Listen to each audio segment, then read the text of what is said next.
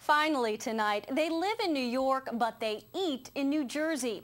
Those are the preliminary findings of a study that looks at birds in the Meadowlands. Environment correspondent Ed Rogers has the story.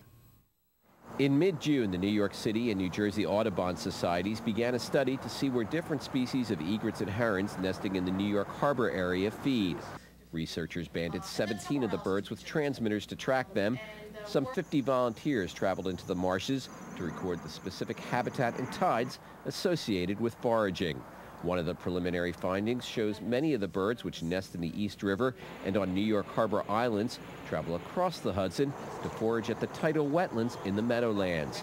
The waterways are full of small fish the wading birds eat. I think what's unusual here is that we're looking at an urban-suburban area, so the habitats are limited, and the distances that the birds have to go from the harbor to foraging sites might be a little bit longer than what you would typically see in these colonially nesting species.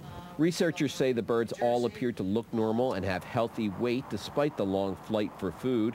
This research will help in determining future land use in the Meadowlands, an area where several environmental cleanups are underway.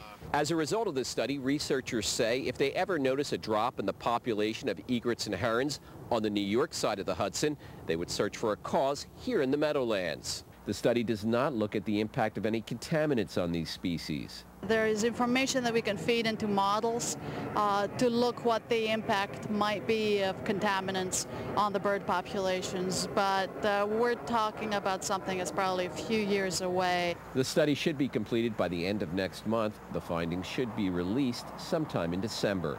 Ed Rogers, NJN News, Lyndhurst.